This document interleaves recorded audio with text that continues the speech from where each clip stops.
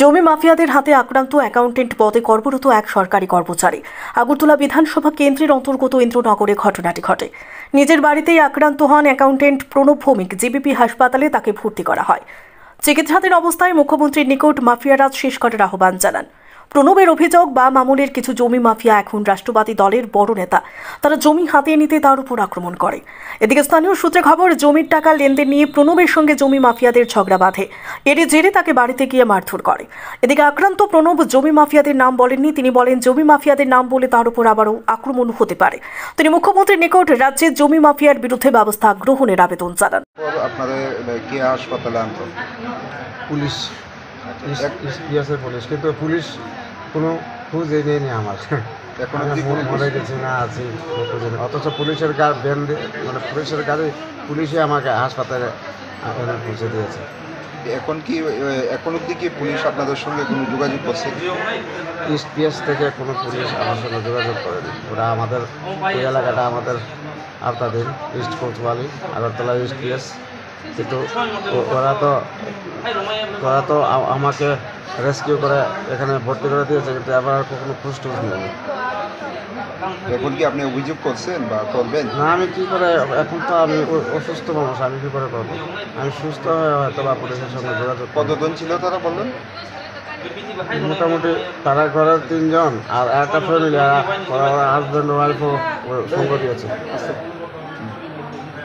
ওরা হাজব্যান্ড ওয়াইফও সঙ্গ দিয়েছে ওদের সঙ্গে।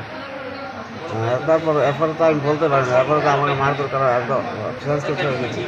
হয়তো মাথার মধ্যে আঘাত করেছে না, এই জন্য হয়তো বা শেষ হয়ে গেছে। আর আমার ফ্র্যাকশন হয়েছে পিঠের যে ফ্ল্যাট ইয়াতে যে বোন আছে, ফ্ল্যাট যে বোন আছে, ওইটা ফ্ল্যাট বোনের মধ্যে ফ্র্যাকচার হয়ে গেছে। ঘটনাটা কোন জায়গাতে? আমাদের একদম গেটের মধ্যে। জায়গাটার নাম কি? টাউন ইন্দ্রনগর। আপনার নাম কি? তাদের এই মেধাকে সম্মান জানাতে ত্রিপুরা জুড়ে এই ধরনের কর্মসূচি চালিয়ে যাচ্ছে বাম ছাত্র সংগঠন। আগামী দিনেও এই প্রয়াস জারি থাকবে বলে জানান নেতৃত্ব।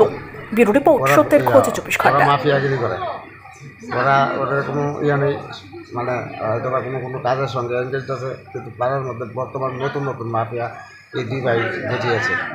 এর আগেও মানে অনেকের সঙ্গে দেখি হুমকি দিয়ে কথা বলে এইসব। এখন কি চান আপনি এই ঘটনার পর? এখন আমি পুলিশ প্রশাসন যাতে এগিয়ে আসে এইসব মাফিয়াদের বিরুদ্ধে। আমাদের তো এখন সুশাসন চলছে, বর্তমান সরকার তো আমি প্রশংসা করি। বর্তমান সরকার এত সুন্দরভাবে চালাচ্ছে, এত লয়ানরা তো ভালো, কিন্তু চিফ মিনিস্টারও ভালো, পুলিশ মন্ত্রী যে। তো এই জায়গার মধ্যে এইসব মাফিয়াকে প্রশ্রয় দেওয়া ঠিক না, হবে না। এটা সরকার তো ভালো না। বর্তমান সরকার তো লয়ানরা খুব সুন্দরভাবে, আগে যে বিপ্লব দেব ছিল মুখ্যমন্ত্রী, লয়ানরার জন্য আমি ওনার প্রতি মানে শ্রদ্ধা আছে। লয়ানরা একদম খুব ভালোভাবে, এমনি তো সব কিছুই ভালো। আমি চাই না এইসব মাফিয়া দৌরাত্ম বৃদ্ধি পাক। এইগুলি আস্তে আস্তে ওই আবার ভূমি মাফিয়া, ওই বাম আমলের মতো ভূমি মাফিয়া, এই মাফিয়া সেই মাফিয়া, এসব আবার তৈরি হবে। এইগুলোকে শুরুতেই শেষ করা উচিত। আগরতলা থেকে প্রবীর দেববর্মা রিপোর্ট, সত্যের খোঁজ 24 ঘন্টা।